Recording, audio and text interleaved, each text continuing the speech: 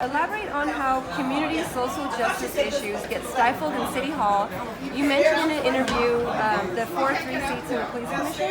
How would you reorganize the positions to better represent the community? Oh, I would love that opportunity to work with the community and with the people that were here today representing the Latino community and to rethink how we transform the police commission. So usually we have that 4-3 split where you have, and this is in the planning department as well as the police commission, etc., where the 4 commissioners that are appointed by the mayor vote in a more conservative way, and the 3 that are appointed by the supervisor are more progressive. That's generally how that split has gone down. And then if I'm mayor, if Jane Kim is mayor, and I believe if Mark Leno is mayor, we're going to see a lot of changes around that police commission makeup. And so I would do a community process working with all different social justice organizations and advocacy orgs and whatnot to figure out who do we want to select to screen and nominate and select in terms of who's on that commission. And I've focused the last 2.5 years on the encampment crisis, and so I've seen firsthand what's happening with the Move Along strategy, where we're investing all this money into the Department of Public Works and SFPD officers, about $30 million, just to deal with the symptoms and not heal at the root. And it is challenging to do this work to make sure that we're meeting the essential needs of all the people that need that in San Francisco right now, and we're making sure that they're having responsibilities and agreements that they're following too. But it's the work of our time to actually do that, and that's why I'm focused on not putting more cops on the street, but putting more unarmed programming at high crime incident areas that networks to the police. So we have that access point if we need it, but we have people trained in de-escalation and arts and culture programming and community building, and that's where we're putting our focus. When you say 30 million, the majority of that is only incarceration, right? Like criminalization of homelessness, right? The 30 million, 20.6 million is responding to encampments. So it's just SFPD officers responding to encampments, and 8.7 million of Department of Public Works responding to encampments. So that's not even included in the homelessness budget.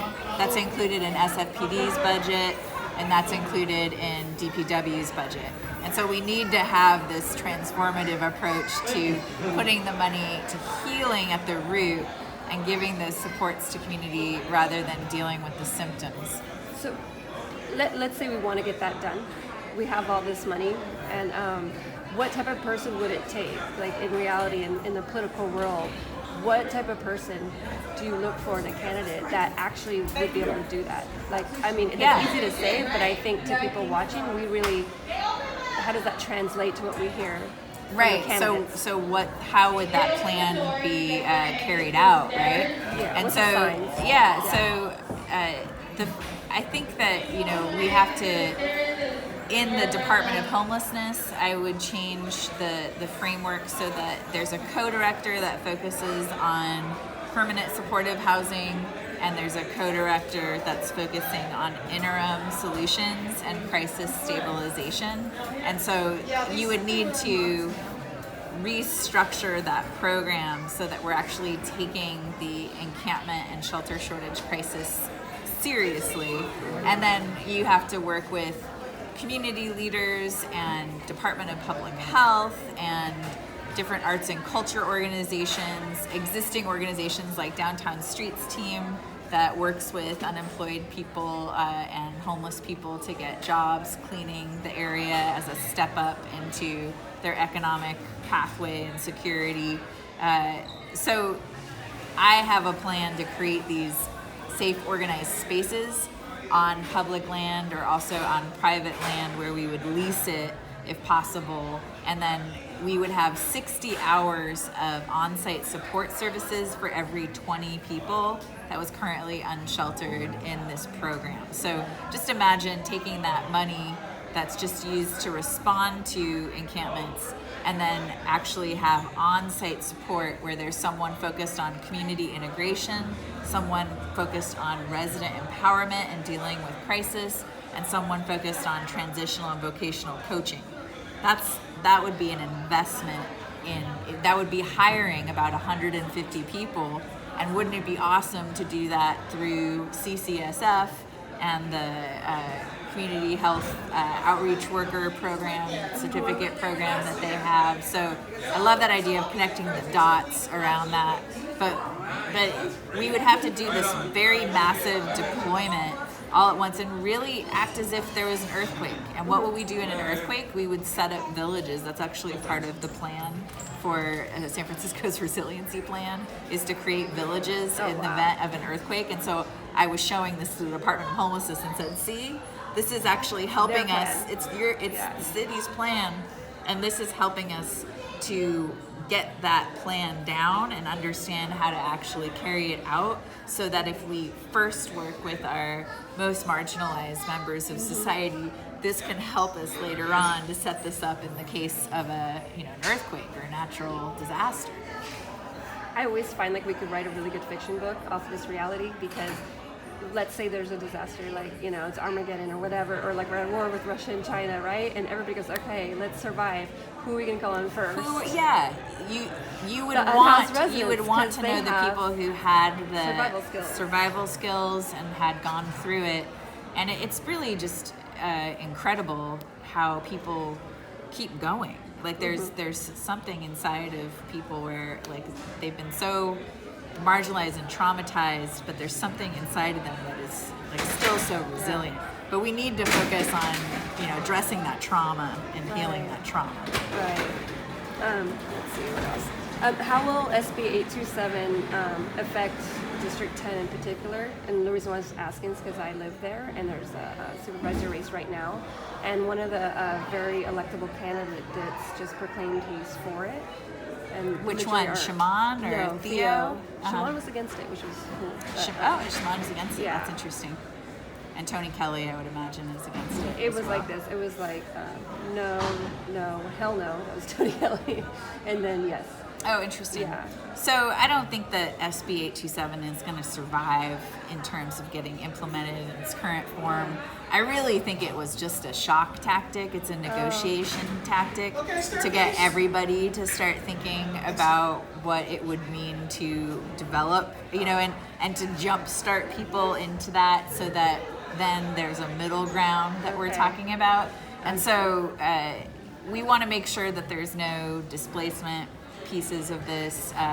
We want to make sure that there's an actual investment in infrastructure. And so, for instance, London Breed created a new commercial transit corridor for Divisadero, where I used to live in that area and got politically activated, and on Fillmore, but she didn't require any additional affordable for it. She said she was going to, but it hasn't happened yet. So that's something that people can actually follow up on and say, London, why aren't you requiring 20% affordable in these two projects that tripled the amount of units they could have? But she hasn't required it yet. It doesn't mean that she won't in the future, but I'd like her to be very vocal right now that this is the very issue of SB 827. You don't want to upzone without capturing affordable housing development within it. And so what I've been talking about is how let's pivot away for a second from SB 827 and get everyone talking about a state bank, because this is our opportunity. Delane Easton and Gail McLaughlin, Delane's running for governor, Gail McLaughlin's running for lieutenant governor, and they're already in support of a public state bank, and we should get everybody who's running to make that an issue. I mean, the time's running out for it. We should make, Scott Wiener, David Chu, Phil Ting, at the state level of elected officials really push for that, because we have this window of opportunity with a new governor to make that a focus. And the reason why that's important is we want to create these revolving loan funds so that we can give 0 to low percent interest financing to be able to develop this housing. And we could actually say, if we do upzoning, you have to have 50% affordable, and the state, or potentially working with pensions, might be able to fund some of the financing. You're investing with a loan, and so keep in mind that that'll come back to us, with rents and mortgages over time. It's not that we're just giving this money away, but we have billions of dollars at the state level that we should be investing in this revolving loan fund. So we create these private-public partnerships on the financing. We say, market rate developers, you're on the hook for financing the market rate. We're on the hook for financing the affordable, to the point where it pencils out and makes sense for everyone. But what if in each new development you had 50% affordable, from 15% fixed income, low income, which I am, by the way, right now, all the way to 120% AMI. And that would be, like, because Angela asks, well, what is affordable housing? Well, I'll tell you, Angela, it's, no more than 30% of, I think, net income for your salary. And when we're talking about affordable housing right now, we're talking about 15% AMI, which is a fixed income, like an elder on SSI, all the way up to, a teacher and a service worker living together. So that's what affordable housing is. So we could actually ensure that each new development has that 50%. And I'm setting that bar high, and I know we can get there. And I know that everybody is starting off saying, well, that doesn't seem possible. But it is possible with these new financing mechanisms.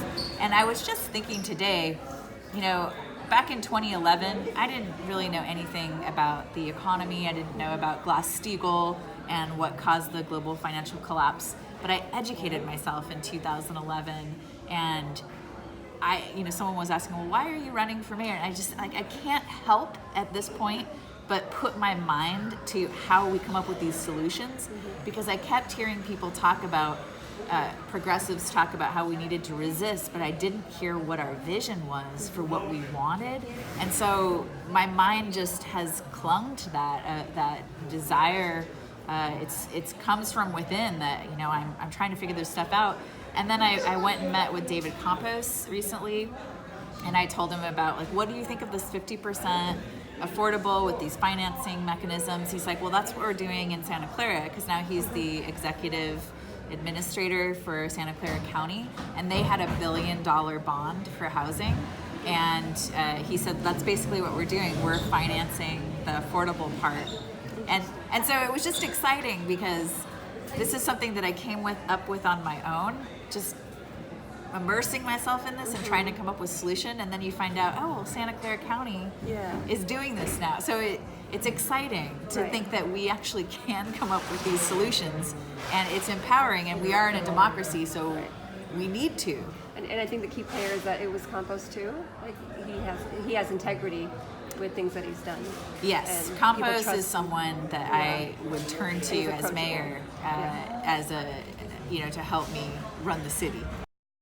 Earlier when we talked about the banks too, I think there's a lot of things that you don't have time for, I think, when you're talking in these forums, is that there's so many other benefits, like to not having all these individual big banks, is because all those things they do that to criminalize the poor would be eliminated. Sure. So you didn't even touch on that, but that's sort of like, I feel like all your solutions, you visualize them because you have like this permaculture state of mind where everything kind of supports each other, and so naturally it would grow and heal, but by the root. And it's hard being a permaculturalist because people they're not used to that. They're like, you're not a monoculture, I don't understand you. So it's really, unfortunately, that just takes too much imagination these days. Well, it's a systems thinker too. So the tech community understands systems thinking. And most people at this, I'm 41, most people who are 41 and younger at least understand an ecosystem perspective where you have to have the whole thing in balance. So they get it.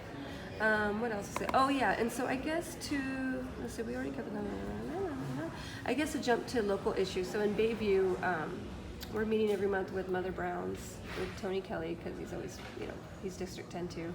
And we're trying to get a shelter beds. And I know that's a long story with Gwendolyn Westbrook. Hey, if I was mayor, we'd already be doing that.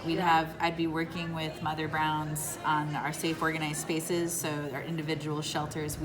We'd work with the community, we'd build the shelters together to code, and our code for building our mobile shelters is the National Fire Protection Association standards for small RVs, 1192. So I know I found the code, and that's the thing about this work is like you really have to. You don't need to reinvent the wheel, but you have to find something that you can present as a standard. And so we have that, and then also Phil Ting passed something called AB 932, and that is focused on the cities of the Bay Area being able to create their own standards, reasonable standards for shelter construction. So that would allow us to use these individual shelters. And what I like in the Safe Organized Spaces model that we're using about the individual shelters is that it's so much more dignified and healing to be able to lock the door behind you at night and just be by yourself if you want to.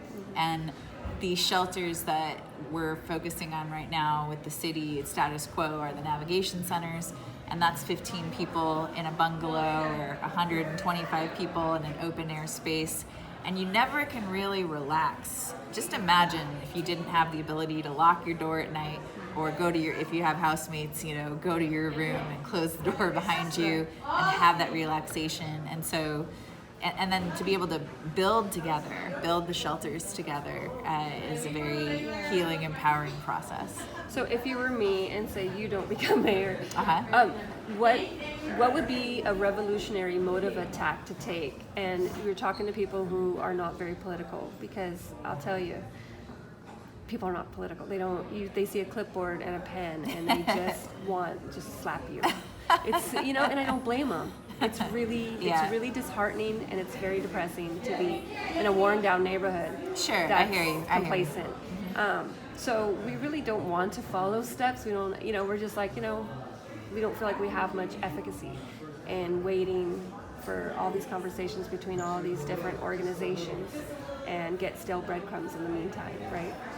So if we were to take a revolutionary mode of attack for District 10 to get shelter beds, do you have any advice? Well, yeah. I mean, I would be, if I don't become mayor and your group in District 10 wants to create a safe, organized space, I do have 3 shelters that are ready to go at this point.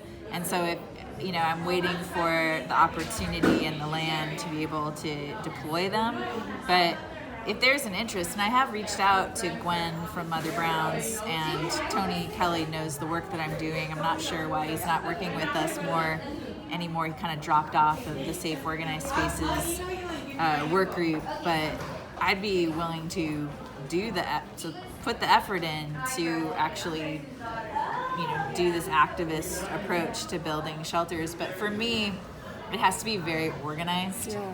And there have to be very clear agreements, and they have to be followed.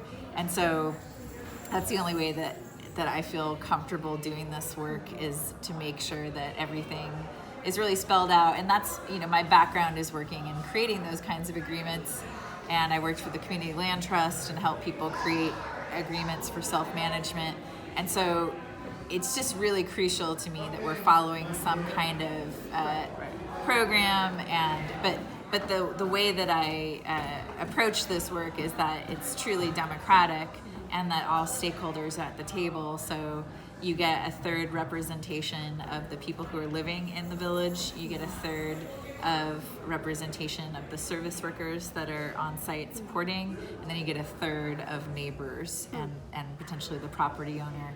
And all together, you're creating that structure and that code, just like we have, the city charter, and we have this code that we can use and we can shape it. That would be a mini version of what would be happening in each village, because some things you can't go below certain standards, but there's a lot of flexibility in a community, and it might be that one community, just needs they just need their weekly meeting and maybe even just monthly check-ins with their transitional coach, and they're good. Another community, they might have a lot of interpersonal behavior issues and challenges, and so they might need 24/7 support. And so the idea is to get people in the least restrictive, most autonomous setting possible. And sometimes people need more restriction, but you work towards less, because you give clear agreements of, if you follow X, Y, and Z, you're golden. And if you actually take less money from this program, we might give you a little bit money back as an incentive to figure out how to distribute amongst yourselves or the village. So it's that kind of site-specific flexibility for each group.